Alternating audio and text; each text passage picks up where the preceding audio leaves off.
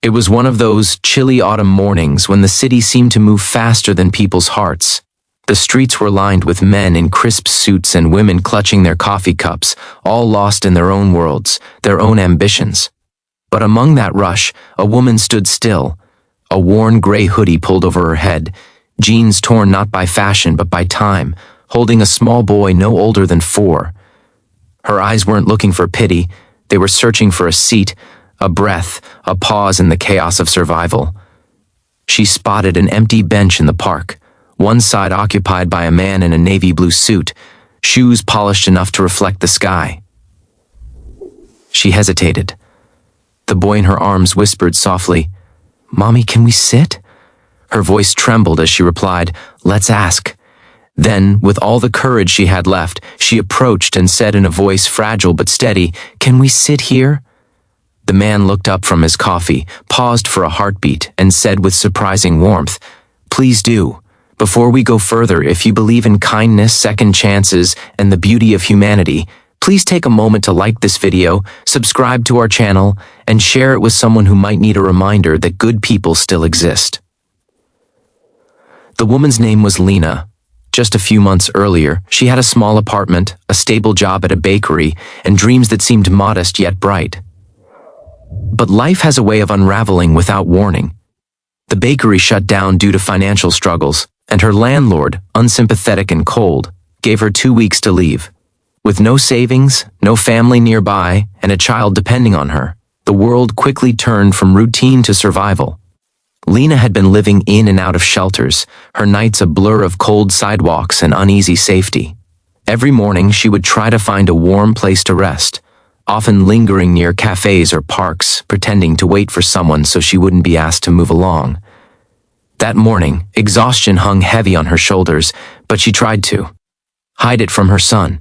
The boy, Eli, clung to her, sensing his mother's weariness even if he didn't fully understand it.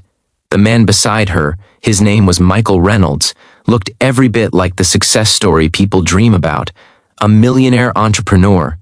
Known for his sharp instincts and confidence, he was a man who built empires and rarely looked back. But that morning, when he saw the tired woman and her child sitting beside him, something in him stirred, something he hadn't felt in a long time. For a while, neither spoke. The park buzzed with life, children laughing in the distance, leaves rustling, the faint sound of a street musician playing a melancholic tune. Lena sat quietly, trying not to disturb the man, though she couldn't help but notice how peaceful he looked, sipping his coffee without a worry in the world.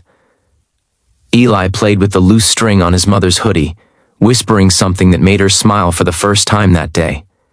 Michael glanced at them again, noticing her cracked hands, the faint bruises of life's cruelty hidden beneath a brave face. "You and your little one okay?" he asked gently. She hesitated but nodded. "We're just having a rough time," she said softly, her eyes avoiding his. "I understand," he replied, even though he wasn't sure he truly did.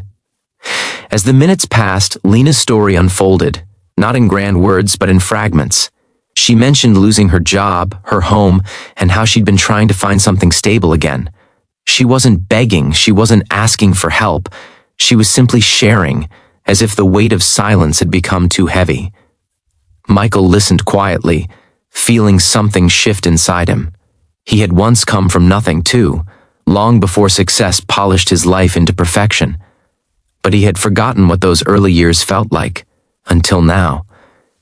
He offered to buy them lunch, and after some hesitation, Lena accepted. They walked to a small cafe nearby, Eli's tiny hand gripping his mother's fingers. The staff looked uneasy when Lena walked in. Her clothes were worn, her shoes scuffed, but Michael's presence changed their tone instantly. He ordered sandwiches, warm soup, and hot chocolate for Eli, who couldn't stop smiling as the steam rose from his cup. As they ate, Michael found himself asking questions he hadn't asked anyone in years. "What did you do before? What do you want to do next?" Lena spoke of her passion for baking, how she used to wake up before sunrise to make bread and pastries. "There's something beautiful about making something from nothing," she said. "Just flour, water, and patience, and it becomes something that feeds people." Michael smiled, realizing that her words carried a depth of truth he hadn't heard in boardrooms or business meetings. When they finished, he paid the bill and offered to walk them to the shelter. But as they reached the street, he paused. "Lena," he said, "how would you feel about coming by my office tomorrow? I might have something that could help." She was caught off guard. "Your office?" she asked, unsure if she'd heard right. "Yes," he replied. "I run a few restaurants and bakeries around the city. I could use someone who knows how to bring heart into what they bake." Lena didn't know what to say. For weeks, she had been invisible, just another face people turned away from, and now someone was offering her a chance. She thanked him quietly, tears welling in her eyes, though she tried to hide them. Michael simply nodded and said, "Be there at 9. Don't worry about anything else."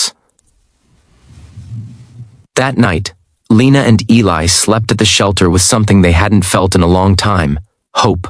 She lay awake, staring at the cracked ceiling, her mind racing with doubt and gratitude. What if he didn't mean it?